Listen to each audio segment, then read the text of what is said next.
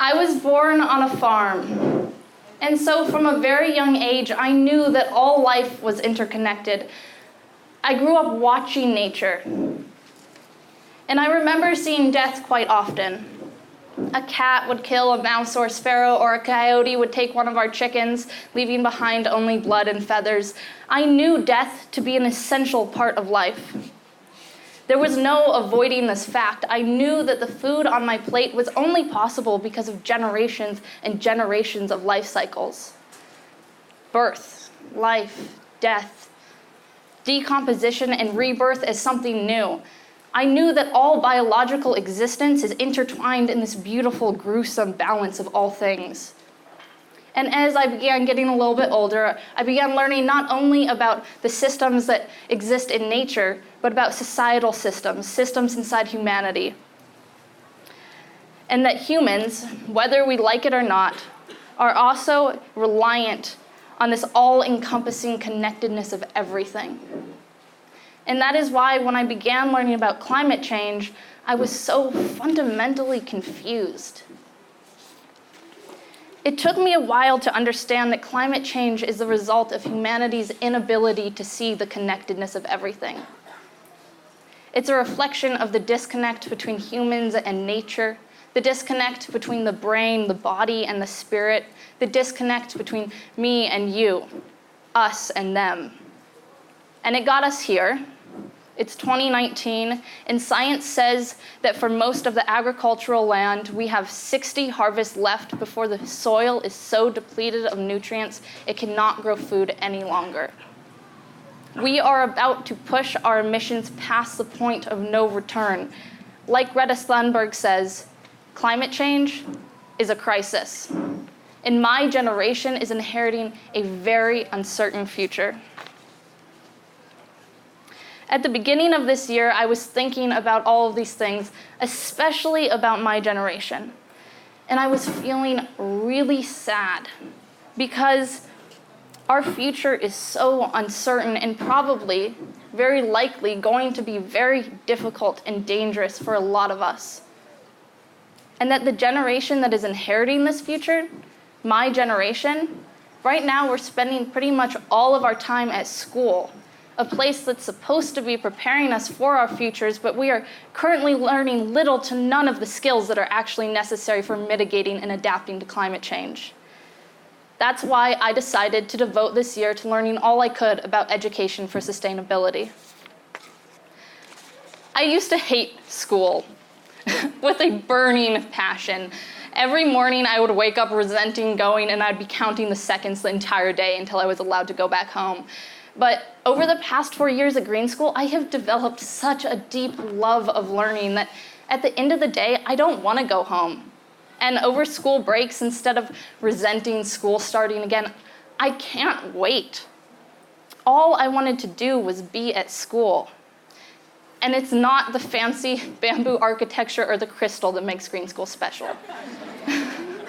What makes Green School different from all the other schools that I've attended are the teachers and the culture of inclusion and curiosity.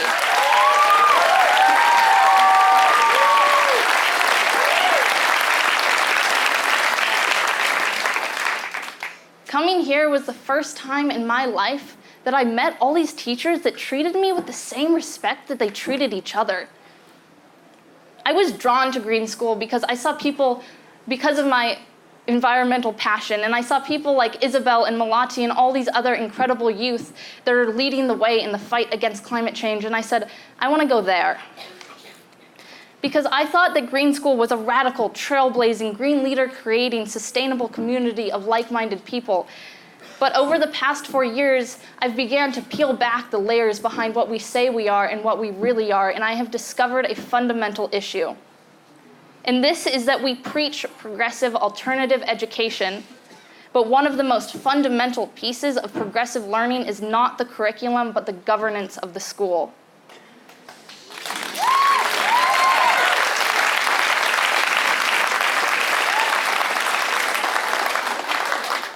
So this is why I chose to do my Greenstone on helping Green School to become more sustainable by getting students centralized in the decision-making process of the school.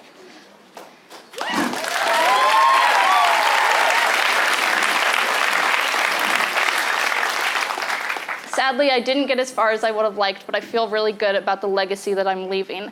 But I know that many people think that sustainability means the environment. But sustainability is just as much about governance as it is about conservation. I began my project by advocating for student representation on the board of management at this school. And right as this was about to come into fruition, Green School went through a very massive transition. Recently, the trustees, a group of 7 people, decided without counsel or input from any of the other stakeholders inside of the school to completely dissolve the board of management. Along with dissolving the board, they created a new role in this school for a managing director. I had spent all this time trying to get a seat at the table, and then all of a sudden there was no table, just one chair. I believe that this decision is not aligned with what we say we are. Instead of lessening the hierarchy at the school, it made it even more extreme. Instead of creating an even more progressive model of governance, they erased the board, which was really the most progressive piece of governance that we had at the school. When the trustees created this new role, they also created a new board called the Board of Learners. The main function of this board is to be an advisory board. They allocated a place for a student rep here, but it sounded cool, and when reading the trustees' explanation of this new Board of Learners, it sounds okay. But as I naturally look at things from a systems thinking perspective, I had to question this change. Because the previous board was extremely successful in its mission for implementing the strategic plan. Under the board has been the only time in Green School history that we had a surplus in our budget at the end of the school year. And of course, it was not perfect, but it still did a good job of representing the diversity of voices inside our community, which is essential in having a sustainable model of governance. The main thing that I thought it was missing was student representation. So my questions are, if this isn't the solution, why did we need to change the governance model of Green School? And what is the goal of the trustees when putting a profit-focused role in the focal point of the governance structure of a non-for-profit school?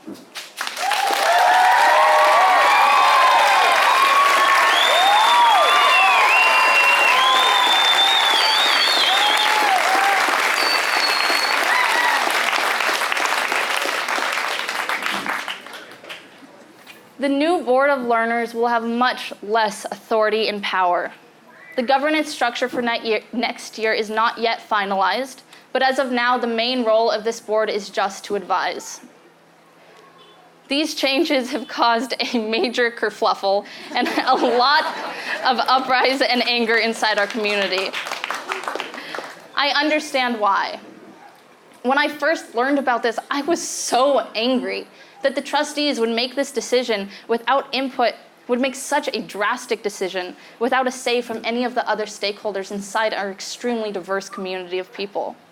Because after all, school is about the children, right? And in an even grander scale, it's about the future of humanity.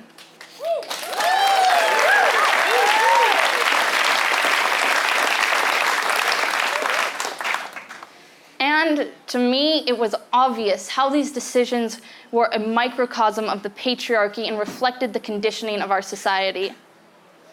I know that many people are very angry with the school right now, myself included, and I think that this anger is important and necessary, but I don't believe that anger alone is constructive. That means we need to take action.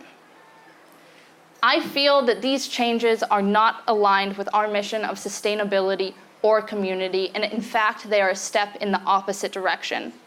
So if this isn't the solution, what is? This is a really good question.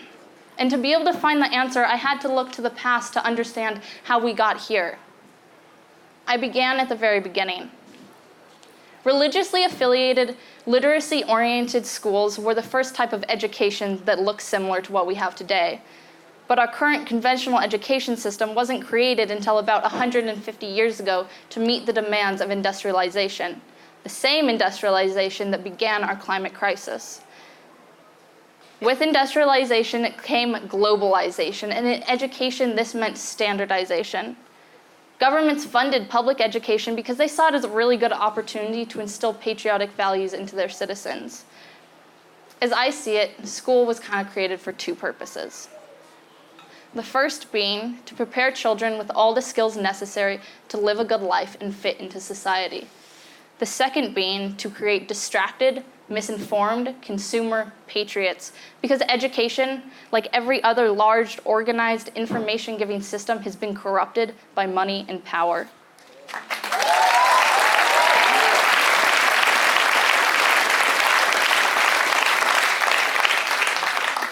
So here at Green School, we have the opportunity, because this is a private institution funded mainly by tuition, to decide what we want our purpose to be. And in my search for solutions, I found that it was vital to define purpose as well as mission. I believe that our purpose should be more in line with the giving the students the tools to live a good life answer, but of course, the definition of a good life is very different from person to person.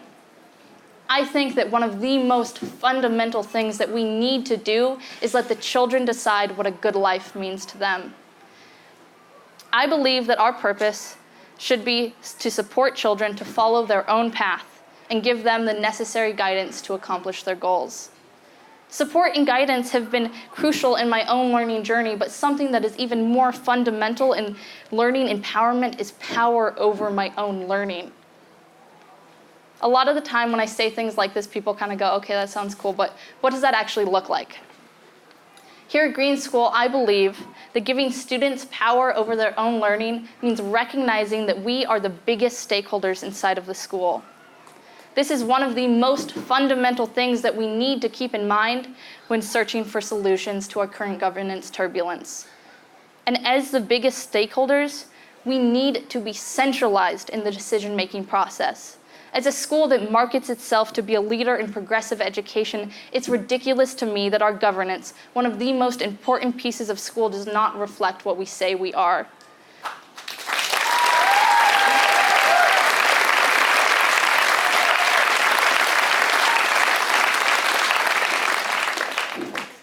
And I do not have a solution, because for an issue such as this, the solution needs to come from a place of diversity. One person alone cannot have the solution. If we want to demonstrate the value of integrity, we cannot have only 7 people making decisions that are this extreme without consulting or including the diversity of voices inside our community. I wish that I could give you a solution on a golden platter, but it's not that simple. But that doesn't mean that it's that hard. I can highlight the issue and demand that students be centralized in the decision-making process of the school. But the solution has to come from collaboration inside the diversity of everyone here.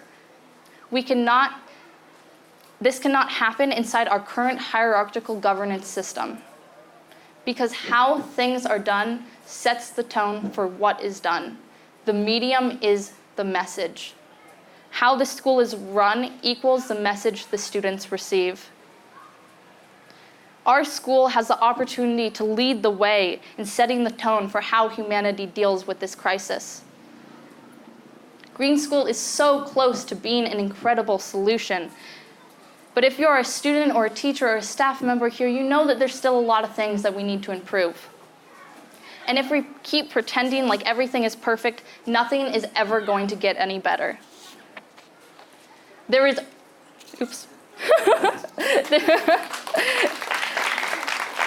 urgency in my tone because education is a fundamentally important tool that needs to be used to help humanity prepare for our climate crisis. An urgency in taking action is imperative. We have seen what standardized, requirement-based education has given us, and we need people who think differently, who are empowered. We need an education system that is authentic, that puts children first by giving them a place at the table, not only an advisory position. And most importantly, the children need to be trusted. We need power over our own learning, because power over our own learning means having power over ourselves. Every Friday, thousands of students are following Greta Thunberg and striking for the climate. Young people are no longer asking for for permission. We are demanding action. We have 11 years until we push our missions past the point of no return. Everything you think you know, you need to unlearn. We need to rethink the fundamental principles by which we educate. We need to change everything. Let's start by putting the children at the center instead of in the margin. Thank you.